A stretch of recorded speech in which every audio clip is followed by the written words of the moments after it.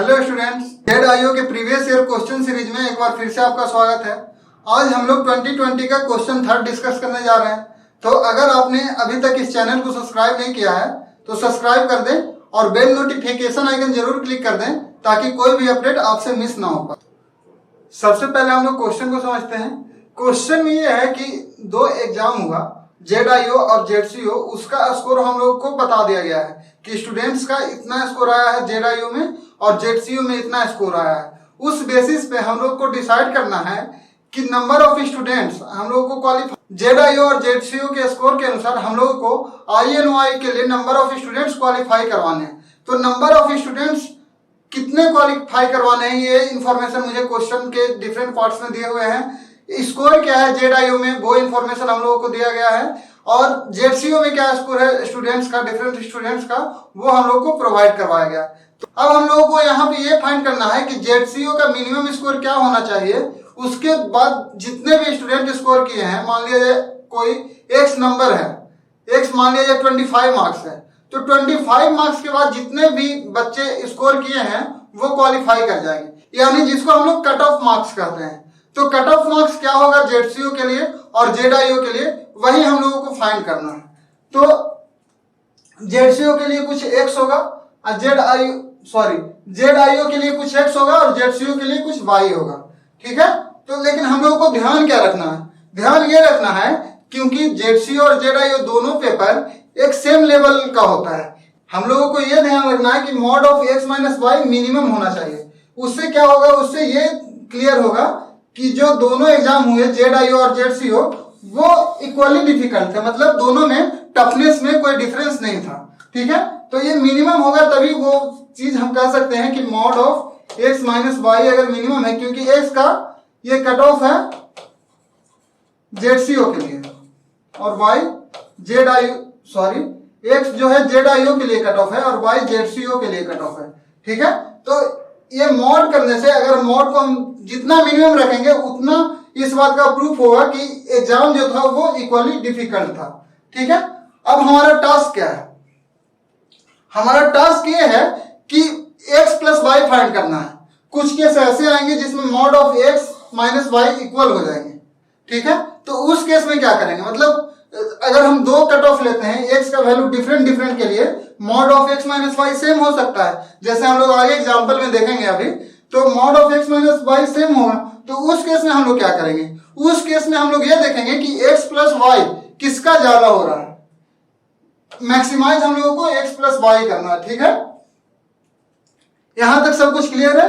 अब हम लोग को फाइनली फाइंड क्या करना है, फाइंड करना है x प्लस वाई, यानी कि जो भी कट ऑफ स्कोर होगा जेडआईओ के लिए और जो भी कट ऑफ स्कोर होगा जेडसीओ के लिए, दोनों को सम करके हम लोगों को प्रिंट करवा देना है, हम लोगों को आउटपुट देना है, ये काम करना। तो एक एग्जांपल के थ्रू हम लोग इसको समझते हैं। पहले यहां पे एक एग्जांपल दिया हुआ है, जेडसीओ का स्कोर क्या है 4, नेक्स्ट पेज में ले लेते हैं, स्कोर इन जेडसीओ का क्या स्कोर है 4, 14, 3, 20, 43, 4, 14, 3, 20, 43 ये है। और जेडसीओ का क्या है 6 to 50, 27।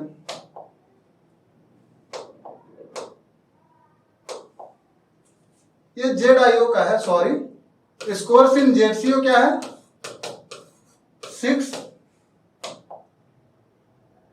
to 50, 27।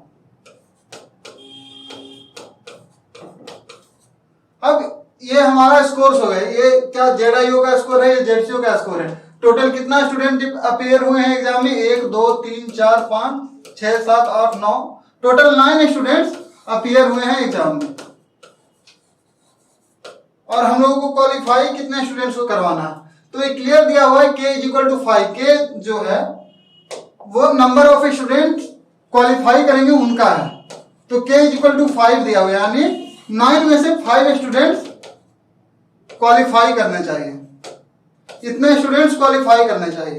तो इसमें डिफरेंट केस आएगा, जैसे यहाँ पे हम लोग चूज करते हैं x is equal to 10, y is equal to 13, यानी कि ZIO का कट ऑफ हम लोग 10 रखते हैं, ZCO का कट ऑफ 13 रखते हैं, ठीक है। तो 10 से ज्यादा कितने स्टूडेंट्स का स्कोर है? 1 2 3, यानी 3 स्टूडेंट्स ZIO से क्वालिफाई कर गए और 13 रखते हैं, तो 50 27। 2 स्टूडेंट्स ZCO से क्वालिफाई कर गए, टोटल 5 स्टूडेंट्स क्वालिफाई कर गए। लेकिन क्या इससे भी बेस्ट केस हो सकता है? क्या इसमें डिफरेंस कितना है? 13 10 माइनस 13, यानी 3 डिफरेंस इसका 3 है, ठीक है। तो क्या इससे भी बेस्ट केस हो सकता है क्या?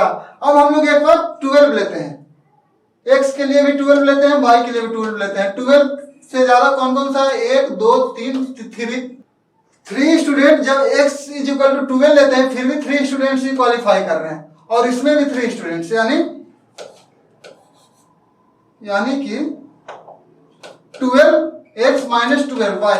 इस केस में तो 0 हो जा रहा है, इस केस में डिफरेंस 0 हो रहा है। तो ये जो केस है, इससे ये वाला केस बेटर है, क्योंकि हम लोग को ये जो एब्सोल्यूट वैल्यू है उसको मिनिमाइज करना है। तो ये तो बेटर केस है, तो हम लोग इसको ले सकते हैं। लेकिन एक और प्रॉब्लम आएगा, अगर हम लोग 14 और 14 कर दे तो 1 2 3, 14 में भी 3 स्टूडेंट इसमें क्वालिफाई कर रहे हैं, इसमें 2 स्टूडेंट क्वालिफाई कर रहे हैं, यानी नंबर ऑफ स्टूडेंट्स तो 5 ही रह गया। जो मेरा रिक्वायरमेंट है के अनुसार 5 स्टूडेंट्स ही क्वालिफाई कर रहे हैं। लेकिन यहां पे भी डिफरेंस देखा जाए तो 14 माइनस 14 0 ही आ रहे हैं, ठीक। लेकिन हम लोग अभी देखे थे कि अगर डिफरेंस सेम हो जाए तो हम लोग क्या करेंगे? फिर x प्लस वाई फाइंड करेंगे दोनों केस में, और जिसमें x प्लस वाई मैक्सिमाइज हो जाए उस केस को हम वैलिड रखेंगे। तो यहाँ पे x प्लस वाई कितना हो रहा है? 24, और यहाँ पे 28, इसमें ज्यादा है, तो यानी कि हम लोगों को यहाँ पे x इज इक्वल टू 14 रखना पड़ेगा, y इज इक्वल टू 14 रखना पड़ेगा। हमारा आंसर हो जाएगा x प्लस वाई, हम लोगों को आउटपुट देना है, तो 14 प्लस 14 28 हमारा आंसर हो जाएगा। अब ये तो हो गया, लेकिन मेन प्रॉब्लम आ रहा है कि 2 या 3 या उससे भी अधिक केसेस पॉसिबल हो रहे हैं। तो वैसे केस में हम लोगों के लिए मुश्किल है कि कौन सा केस लिया जाए, कौन सा परफेक्ट होगा। कोई स्टूडेंट ये सोच लिया, ये नहीं सोच पाएगा, तो अगर ये नहीं सोच पाएगा वो 12 प्लस 12 24 आंसर कर देगा, ये तो गलत हो गया। कोई स्टूडेंट ये पहला केस जो है 10 x इज इक्वल टू 10 और y इज इक्वल टू 13 वो सोच लेगा, तो इस केस में 23 आंसर हो जाएगा। तो डिफरेंस केसेस में डिफरेंस आंसर आ रहे हैं, लेकिन हमारा सही आंसर 28 है। तो यहां तक पहुंचा कैसे जाए? तो एक बेसिक आइडिया है कि सबसे पहले हम लोग जितने भी स्टूडेंट्स के स्कोर हैं ZIO और ZCO में, उसका हम लोग एवरेज निकाल लेते हैं। एवरेज से ये पता चल जाएगा हम लोगों को कि या तो एवरेज से ज्यादा जिसका होगा उस स्टूडेंट को क्वालिफाई करवाएंगे, और अगर स्टूडेंट उससे बढ़ जाता है तो उसके जो नजदीक स्टूडेंट होंगे उसको हम लोग बाहर निकालेंगे। और या स्टूडेंट घट गए, मतलब मान लिया जाए k इक्वल टू 5 है, k इक्वल टू 5 हम लोगों को करना है, लेकिन वहां पे जो हम लोग एवरेज निकाले उसको केवल 4 ही स्टूडेंट क्रॉस कर रहे थे, तो केवल 4 स्टूडेंट क्रॉस कर रहे थे, हमको एक और ऐड करना है। तो अब हम लोग अपने कंडीशन अनुसार ये देख लेंगे कि ऐड किया जाए तो किस स्टूडेंट को ऐड किया जाए, वो आगे ज्यादा क्लियर होगा। ये मैं एक ओवरऑल आइडिया दे रहा हूं। अगर कोई स्टूडेंट मान लिया जाए मेरा जो एवरेज आता है ZIO और ZCO का स्कोर का एवरेज, वो मान लिया 18.75 आ गया, ठीक है। तो जब 18.75 हमारा एवरेज आ गया और उसके बाद इस स्कोर के क्रॉस करने वाले ZIO और ZCO के स्टूडेंट 7 हैं, लेकिन मुझे कितना चाहिए? 5 चाहिए। तो ऑब्वियस सी बात है ना, किस 2 स्टूडेंट को एक्सक्लूड करना चाहिए? जिसका स्कोर उसमें मिनिमम हो उसको एक्सक्लूड करना चाहिए। तो अब हम लोग अपने क्वेश्चन के फर्स्ट पार्ट पे आते हैं। तो ZIO का स्कोर डिफरेंट स्टूडेंट्स का इतना है और ZCO का इतना है, हम लोगों को 6 स्टूडेंट को क्वालिफाई करवाना है। तो ZIO से कितने स्टूडेंट क्वालिफाई करेंगे, ZCO से कितने स्टूडेंट क्वालिफाई करेंगे, ZIO का कट ऑफ क्या होगा, ZCO का कट ऑफ क्या होगा, वो सब हम लोग देखेंगे। तो हम लोग सबसे पहले सॉर्टिंग करते हैं, सॉर्ट करते हैं। तो सॉर्टिंग क्या होता है? सॉर्टिंग एक प्रोसेस है जिसमें हम लोग ढेर सारा नंबर रहता है उसको अरेंज करते हैं असेंडिंग ऑर्डर या डिसेंडिंग ऑर्डर में। यहां पे हम लोग असेंडिंग ऑर्डर में अरेंज करेंगे, ठीक है।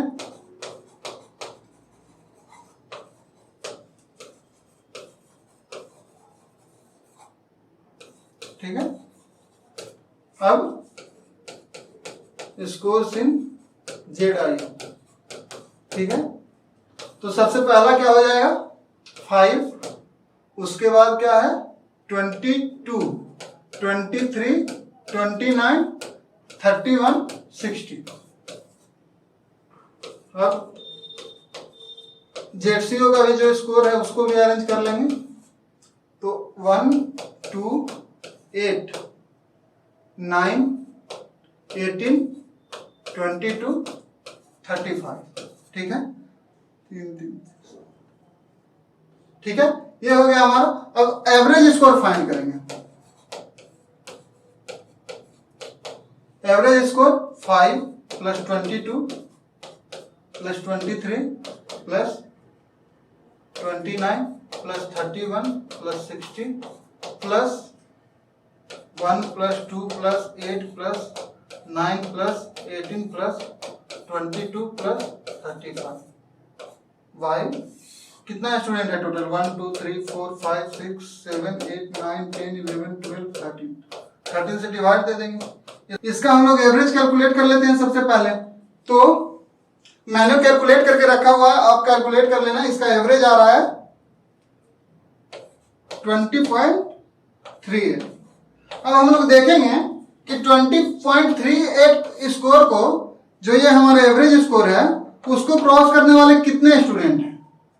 तो इसमें 1 2 3 4 5 5 स्टूडेंट्स इसमें हो गए। इसमें 1 2 टोटल 7 स्टूडेंट्स हो गए। टोटल 7 स्टूडेंट्स हो गए ZIO और ZCO मिलाकर। लेकिन हम लोगों को कितना स्टूडेंट्स को क्वालिफाई करवाना है, केवल 6 स्टूडेंट को। तो एक स्टूडेंट को एक्सक्लूड करना पड़ेगा। अब वो कौन सा स्टूडेंट होगा यहां से डिसाइड करेंगे। अगर हम लोग यहाँ पे 22 स्कोर वाला भी क्वालिफाई हो रहा है, यहाँ पे भी 22 स्कोर वाला क्वालिफाई कर रहा है, तो अगर हम लोग 22 दोनों में से एक्सक्लूड कर देंगे तब तो मेरा 2 स्टूडेंट डिस्क्वालीफाई हो जाएगा। ये हमारे लिए प्रॉब्लम क्रिएट कर देगा। वो फिर हम लोग 5 ही क्वालिफाई करवा पाएंगे, एक शॉर्ट कट जाएगा। तो हम लोग ऐसा नहीं कर सकते हैं कि दोनों को एक्सक्लूड कर दें।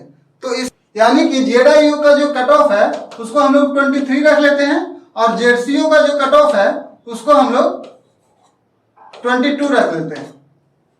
तो अगर इसका कट ऑफ 22 है तो 2 स्टूडेंट क्वालिफाई कर गए, इसका 23 है तो 4 स्टूडेंट क्वालिफाई कर गए, टोटल 6 स्टूडेंट हो गया।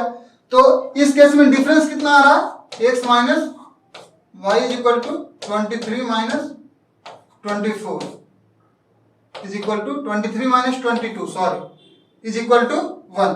तो 1 डिफरेंस आ रहा है। अब जीरो डिफरेंस जीरो कब आता, हम लोगों को मिनिमम चाहिए। जीरो कब आता, जब हम लोग 22 को इंक्लूड करते दोनों केस में, लेकिन वो तो पॉसिबल नहीं है। तो मिनिमम यहाँ पे यही पॉसिबल। हम लोगों को अब क्वेश्चन में फाइंड क्या करना है, x प्लस वाई। x कितना है 23 और y 22, 45 हमारा आंसर। ऐसे भी हम लोग सोच सकते थे कि इसका जो कट ऑफ है उसको हम लोग 22 कर लेते और इसका कट ऑफ 23 कर देते। तो अब हम लोग देखते हैं, तो 22 कट ऑफ है तो इसमें से 3 प्लस 2 5 स्टूडेंट इसमें से क्वालिफाई कर रहे हैं और इसमें से केवल 1 स्टूडेंट क्वालिफाई कर रहे हैं जो 35 स्कोर के हैं। तो अभी भी हमारा कंडीशन फुलफिल हो रहा है। यानी हम लोग ऐसे भी कर सकते थे, x को हम लोग क्या रख देते 22 और y को 23, 45 आंसर हो गया। अब आप लोग सोच सकते हो कि इसके अलावा कोई केस पॉसिबल नहीं है, यहाँ कोई कंफ्यूजन नहीं आ रहा। जब हम लोग एवरेज फाइंड कर ले रहे हैं उसके अनुसार हम लोग एक्सक्लूड एंड इंक्लूड कर रहे हैं। यदि हम लोग डायरेक्ट सोचते तो डायरेक्ट में बहुत प्रॉब्लम आता क्योंकि केसेस मोर देन 1 थे। तो हम लोग को बहुत सोचना पड़ता कि कौन सा केस ले कौन सा केस नहीं ले। इसमें सिंपल है ये तरीका। आइडिया जो स्टूडेंट सोच पा रहा है वो अच्छा करेगा ZIO में। ये बहुत ही सिंपल है। हम लोग अब नेक्स्ट पार्ट में देखते हैं। ये पार्ट हम लोग का इजीली सॉल्व हो गया। नेक्स्ट पार्ट में ZIO का स्कोर ये है और ZCO का स्कोर ये है। हम लोग को 11 स्टूडेंट को क्वालिफाई करवाना है। तो सबसे पहले इसमें भी हम लोग सॉर्टिंग करेंगे। सॉर्टिंग करने से क्या हेल्प मिल रहा है, सॉर्टिंग करने से ये हेल्प मिल रहा है कि हम लोग एक्सक्लूड इंक्लूड बहुत ही इजीली कर सकते हैं। तो सबसे पहले मैंने कर रखा है, मैं देख कर लिख देता हूं, आप लोग करना।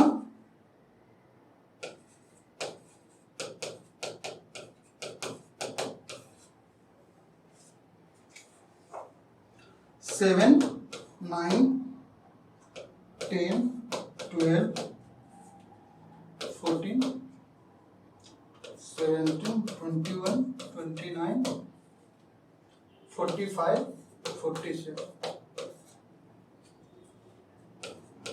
स्कोर्स इन जेडसी। इसको भी हम लोग सॉर्ट कर देंगे। तो ये हो रहा है 1 2 5 7 8 12 13 15 27 29 32 46 ये हमारा हो रहा है। अब हम लोग जब यहाँ पे एवरेज स्कोर फाइंड कर रहे हैं तो उसका तो सिंपल है, टोटल को सम कर देंगे और टोटल नंबर ऑफ स्टूडेंट से डिवाइड कर देंगे। तो ये आ रहा है हमारा 408/22 इज इक्वल टू 18.54। ये हमारा एवरेज स्कोर आ। देखते हैं कि इस स्कोर से ऊपर स्कोर करने वाले स्टूडेंट के नंबर कितने हैं। तो इस केस में देख ले 1 2 3 4 4 स्टूडेंट ZIO के हैं जो इससे ज्यादा स्कोर किए हैं। अब ZCO में देख लेते हैं तो 1 2 3 4 इसमें 4 थे, उसमें भी 4 है। टोटल 8 स्टूडेंट ही क्वालिफाई कर रहे हैं, लेकिन हम लोग को कितना स्टूडेंट को क्वालिफाई करवाना है? 11 स्टूडेंट को। K = 11 दिया हुआ है, तो हम लोगों को 11 स्टूडेंट को क्वालिफाई करवाना है। अब हम लोग कट ऑफ क्या मान रहे थे? 18.54। अब हम लोग कट ऑफ धीरे धीरे घटाते हैं, क्योंकि हम लोगों को और स्टूडेंट्स को अभी इंक्लूड करना है। अभी हमारे पास 3 स्टूडेंट सॉर्ट कर रहे हैं। तो अब हम लोग कट ऑफ क्या करते हैं? तो अब हम लोग 18 से 17 स्कोर करेंगे। अब कट ऑफ स्कोर हम लोग 7, तो एक स्टूडेंट और ऐड हो जाएंगे, तो टोटल 9 स्टूडेंट हो गए। 9 हो गए। 17 करने के बाद अगर हम लोग कट ऑफ स्कोर 17 करते हैं तो 9 स्टूडेंट हो गए, लेकिन अभी भी 2 स्टूडेंट सॉर्ट कर रहे हैं। 16 करते हैं तो 16 पे कोई नहीं है, यानी कि 9 स्टूडेंट्स हमारा रह गए। अभी भी 2 स्टूडेंट सॉर्ट कर रहे हैं। 15 करेंगे तो 15 पे एक और स्टूडेंट आया, यानी 10 हो गए, लेकिन एक स्टूडेंट अभी भी सॉर्ट कर रहे हैं। तो हम लोगों को 14 करना पड़ेगा। अगर 14 करते हैं तो हमारा कंडीशन फुलफिल हो रहा है और कहीं पे कोई प्रॉब्लम नहीं आ रहा है। तो हम लोग x = 14 ले लेते हैं और y = हमारा बेस्ट केस क्या होगा? बेस्ट केस, क्योंकि mod x माइनस y हमारा मिनिमम होना चाहिए, तो y बेस्ट केस हमारा 14। बस इस बात का ध्यान रखना है कि 14 रखने से इसमें कोई डिस्टर्बेंस क्रिएट तो नहीं हो रहा है। तो नहीं हो रहा है। स्टूडेंट्स इसमें से टोटल 5 स्टूडेंट इसमें से क्वालिफाई कर रहे हैं। इसमें से 1 2 3 4 5 6 स्टूडेंट ZIO से क्वालिफाई कर रहे हैं, ZCO से 5 स्टूडेंट क्वालिफाई कर रहे हैं। यानी x = 14 रखेंगे हम लोग और y = 14 रखेंगे। ठीक है, तो ये मॉड कितना हो जाएगा? 0 हो जाएगा, जो कि मिनिमम है, मिनिमाइज हो चुका है। तो हमारा आंसर क्या होगा? x + y हमारा आंसर है 14 + 14 = 18 हमारा आंसर। अब हम लोग नेक्स्ट केस में चलते हैं। अब हमारा थर्ड केस है। इसमें भी सेम प्रोसेस। सबसे पहले हम लोग सॉर्टिंग करेंगे। तो स्कोर इन ZIO क्या है? 18 20 28 34 35 38 39 43 47 48 49 52 57। ये सॉर्टिंग इजी है, ये हम लोग बचपन से पढ़ते आ रहे हैं। अरेंज करना असेंडिंग ऑर्डर में, डिसेंडिंग ऑर्डर में हम लोग पढ़ते आ रहे हैं बहुत पहले से। तो हम इसको अरेंज कर लेंगे। हम लोग असेंडिंग ऑर्डर में अरेंज कर रहे हैं। 21 28 33 36 37 38 39 40 44 46 47 51 55 ये हमारा अरेंज हो गया, सॉर्ट हो गया। अब हम लोगों को एवरेज स्कोर फाइंड करना है। तो एवरेज स्कोर यहाँ हो जाएगा 1048 प्लस 27 इक्वल टू 38.81। ये हमारा एवरेज स्कोर हो रहा है। तो हम लोग देख लेते हैं कितने स्टूडेंट्स हैं जो इस स्कोर को क्रॉस कर रहे हैं। सबसे पहले तो यही चेक करेंगे, ये क्रॉस कर रहे हैं, ये इसके बाद तो सारे करेंगे, इसमें भी ये सारे करेंगे। कितने हैं? 1 2 3 4 5 6 7 8 9 10 11 12 13 14 15। हम लोगों का 15 स्टूडेंट्स क्वालिफाई कर गए, लेकिन हम लोगों को करवाना कितना है? 16 स्टूडेंट्स को, क्योंकि k इज इक्वल टू 16 दिया हुआ है। 16 स्टूडेंट को क्वालिफाई करवाना है, 15 कर गए हैं ऑलरेडी। अब हम लोग एक को करवाना है, तो इसको हम अपना इसको डिक्रीज करते हैं। तो ये 38 अगर हम करते हैं कट ऑफ, तो जैसे ही 38 करते हैं ये भी क्वालिफाई कर जाएंगे, ये भी क्वालिफाई कर जाएंगे। इसका मतलब हुआ कि दोनों में से जो हमारा फर्स्ट केस आया था, सेम यही केस है, दोनों में से कोई एक का 38 रखना पड़ेगा कट ऑफ, दूसरे का 39 रखना पड़ेगा। यानी कि ये दोनों में से किसी का आप कर सकते हो। तो हम लोग यहाँ पे x इज इक्वल टू 38 ले लें और y इज इक्वल टू 39, ये हमारा केस हो सकता है। या दूसरा केस ये हो जाए कि x इज इक्वल टू, दूसरा केस ये हो जाए कि x इज इक्वल टू हम लोग 39 ले लें और y इज इक्वल टू 38। ठीक है, इस दोनों केस में हमारा वैलिड है। अगर हम लोग x इज इक्वल टू 38 लेते हैं तो 1 2 3 4 5 6 7 8 और y इज इक्वल टू 39 लेते हैं 9 10 11 12 13 14 15 16। 16 स्टूडेंट हमारा फुलफिल हो गया। इससे ज्यादा स्टूडेंट को हम लोग क्वालिफाई नहीं करवा सकते। ठीक है, और सेम केस है, अगर x इज इक्वल टू 39 लेंगे, y इज इक्वल टू 38, हमारा डिफरेंस भी मिनिमम रह रहा है, x minus Y is equal to 1। Zero possible नहीं है। अगर जीरो हम लोग कर देंगे तो फिर नंबर ऑफ स्टूडेंट्स एक बढ़ जाएगा, तो वो हम लोग कर नहीं सकते हैं। अब हमारा आंसर हो जाएगा x प्लस वाई। तो x plus y is equal to 38 plus 39 हमारा आंसर है। 77 आंसर आ गया। तो तीनों केसेस के हम लोग बहुत इजीली हैंडल कर लिए। एक कॉन्सेप्ट था उसको समझे, एवरेज फाइंड किए, सॉर्ट किए, और उसके बाद इजीली हम लोग एक प्रोसेस को फॉलो करते हुए बहुत इजीली फाइंड कर लिए। तो अगर अभी भी इतने सिंप्लीफिकेशन के साथ बताने के बाद भी अगर आपको कोई डाउट रह रहा है तो आप लोग कमेंट करें, उसका reply as soon as possible हम करेंगे। अगर आपको ये वीडियो अच्छा लगा हो तो प्लीज वीडियो को लाइक कर दें और दोस्तों के साथ शेयर भी करें। Thank you.